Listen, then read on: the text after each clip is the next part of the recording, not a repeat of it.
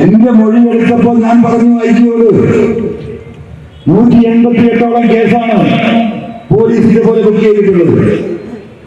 ഒരു 10 ആളായിട്ട് നിങ്ങൾ പഠിപ്പിക്കുകയും അവരോടൊന്ന് അന്വേഷിക്കുകയും നിങ്ങൾ സ്വർണവുമായിട്ട് പുറത്തിറങ്ങിയിട്ട് എവിടുന്നാ പോലീസ് വിളിച്ചത്, എങ്ങോട്ടാ കൊണ്ടുപോയത്, എങ്ങനെയാ ചോദ്യം ചെയ്തത്, സ്വർണം എവിടെ വെച്ചാ ഒഴുകിയത്, അതെത്ര ഗ്രാമുണ്ടായിരുന്നു? ഒരാളെ ഇതാണ് അന്വേഷണം. ഒരാളെ വിളിച്ചിട്ട് സുഹൃത്തുക്കളെ നിങ്ങൾ മനസ്സിലാക്കണം. അവസാനം മുഖ്യമന്ത്രി എന്നെ കള്ളനാക്കിയപ്പോ 2 കൽപ്പിച്ച് ഞാൻ ഇറങ്ങി. നാട്ടുകാരുടെ സഹായത്തോടും പിൻബലത്തോടും ദൈവത്തിന്റെ അനുഗ്രഹം കൊണ്ടും ആ 2 പാസഞ്ചേഴ്സ് വരാൻ തയ്യാറായി. അവരുടെ കുടുംബ സമേതം പറച്ചോനെ കണ്ടതോടെ ഇറങ്ങുന്നത്. ഈ 2 പാസഞ്ചേഴ്സ് കഴിയുമ്പോൾ അവരെ റിസീവ് ചെയ്യാൻ പോയത്, ഒരാളെ റിസീവ് ചെയ്യാൻ പോയത് വല്ല വാപ്പയും, മറ്റേ കുട്ടിയെ റിസീവ് ചെയ്യാൻ പോയതിന്റെ ഭാര്യയുടെ ജ്യേഷ്ഠത്തി, അമ്മാവന്റെ മകനും. ആ സംഭവങ്ങൾ മുഴുവൻ അവർ വിളിച്ചത് കേട്ടല്ലോ.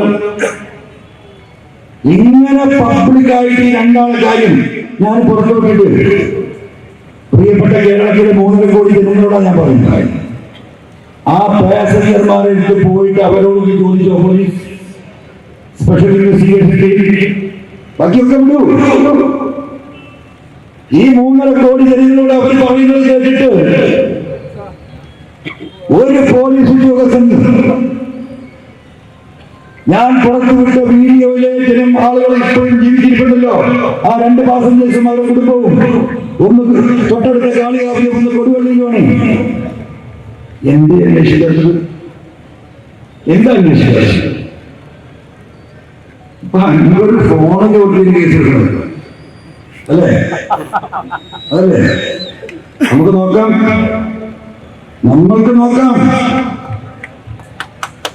ഇങ്ങനെ പ്രതികരണമില്ലാതെ മനസ്സിലായോ? വെള്ളരിക്ക പട്ടണമായി മാറിയിരിക്കുന്നു കേരളം. നിങ്ങൾ മനസ്സിലാക്കിക്കോ. ഞാൻ വിശദീകരിക്കുന്നില്ല. മണിക്കൂറുകൾ നാളെ രാവിലെ വരെ നിന്ന് പറയാൻ എനിക്ക് കഴിയും. ഒരു കടലാസിന്റെ സഹായം വേണ്ട. എന്റെ മനസ്സിലുണ്ട്. ഞാൻ സൂചിപ്പിച്ച് പോവാണ്. ഇപ്പൊ പാർട്ടി സഖാക്കളുടെ കാര്യം മനസ്സിലാക്കണം. പാർട്ടിക്ക് കൊടുത്ത സമയം ഞാൻ പരിഗണിക്കില്ല എന്നാണല്ലോ ഇവിടെ പറയുന്നത്. ഞാനിത് നിരന്തരമായി പറഞ്ഞുകൊണ്ടിരിക്കുന്നു. ഞാൻ നിരന്തരമായി പറഞ്ഞതിന്റെ പേരിലാണ് ഞാൻ ഈ കേരളത്തിൽ വിശ്വസിച്ച മനുഷ്യണ്ടായി രാഷ്ട്രീയത്തിൽ. പറയുന്നത് എന്റെ വാപ്പ എന്ന് പറഞ്ഞാൽ എന്റെ ഹൃദയത്തിലെ അദ്ദേഹത്തിന്റെ വാപ്പ തന്നെ. എന്തുകൊണ്ടാണ് പറയുന്നത്? ഈ രാജ്യം നേരിടുന്ന വർഗീയ വിഷയങ്ങളിൽ ശക്തമായ നിലപാട് വെക്കുന്ന കമ്മ്യൂണിസ്റ്റ് പാർട്ടിയുടെ അതിശക്തനായ നേതാവ് എന്നതായിരുന്നു വിശ്വാസം. എത്ര റിസ്ക് ഈ പാർട്ടിക്ക് വേണ്ടി ഞാൻ എടുത്തിട്ടുണ്ട്. കേരളത്തിന്റെ നിയമസഭയിൽ കഴിഞ്ഞ 8 വർഷം ഒരാളും കൊണ്ടില്ല. എന്തെങ്കിലുമൊക്കെ പറയും. പ്രതിപക്ഷം ഉന്നയിക്കുന്ന അനാവശ്യമായ മുഖ്യമന്ത്രിക്കും പാർട്ടിക്കും നേരെയുള്ള ആരോപണങ്ങൾ എത്ര തവണ ഞാൻ റെസിസ്റ്റ് ചെയ്തു. എത്ര ശത്രുക്കൾ ഈ രാജ്യങ്ങളിൽ ഈ പാർട്ടിക്ക് വേണ്ടി ഉണ്ടാക്കി. കയ്യും വെട്ടും കാലും വെട്ടും അല്ലേ? വെട്ടിക്കോടി കുഴപ്പമില്ല, നിങ്ങൾക്ക് വേണ്ടി പറയാം. ഇപ്പോഴും പറഞ്ഞുകൊണ്ടിരിക്കുന്ന ഒരിക്കലും ആ പാർട്ടി പ്രവർത്തകരെ തള്ളി പറയില്ല. പാർട്ടി എന്ന് പറഞ്ഞാൽ സാധാരണ സഖാക്കൾ അൽപാവതാണ്. അവർക്ക് വേണ്ടിയായി പറഞ്ഞത്. ഇപ്പൊ പാർട്ടി പറഞ്ഞത് കേട്ടില്ല. എന്താ പാർട്ടി പറഞ്ഞത്? ഞാൻ ഇത്രയും ശക്തമായിട്ട് ഈ കാര്യങ്ങൾ രാവിലെയും ഉച്ചക്കും വൈകുന്നേരവും പറഞ്ഞുകൊണ്ടേ മുമ്പിരുന്ന ഞാനൊരു പ്രഷർ എടുക്കായിരുന്നു. എന്നെ ഭയങ്കരമായിട്ട് ബഹുമാനിച്ചു. ഭയങ്കര നിലയും ഉണ്ടാക്കിയിട്ടുണ്ട് പാർട്ടി. ചുവന്തര കാണുന്നതിന് മുമ്പ് തന്നെ മെസ്സേജ് ഇടുകയും ഞാൻ ഈ കട്ട മരത്തിന്റെ ദൃശ്യം കാണാൻ പോയതിനെ ഓർമ്മയുണ്ട്. എന്താ പോയത്? എസ്പിക്ക് കൊടുത്ത കത്തിന് ഒരു മറുപടിയില്ല. ഒരാഴ്ച കാത്തില്ല, ഒരു മറുപടിയില്ല. ഇപ്പോഴും ശശിധരൻ ഞാൻ സംഭവം പറഞ്ഞിട്ടുണ്ടല്ലോ, എന്താണ് വസ്തുത അറിയിക്കണം എന്ന് പറഞ്ഞു. ഒരു മറുപടി കെട്ടിട മാർഗം ഞാൻ പോയി SP ക്യാമ്പ് ഓഫീസർ ആർക്കും പോകാം. It is not a residence, it is a camp office. The camping center of the district police officer. That is what is camp office. ആർക്കും പോകാം, പബ്ലിക് പ്ലേസ്. ഞാനവിടെ തടുത്തു. ഒരു സാധു പോലീസുകാരനാണ്. എന്ത് ഞാൻ കിട്ടിയാണ് വന്നത്.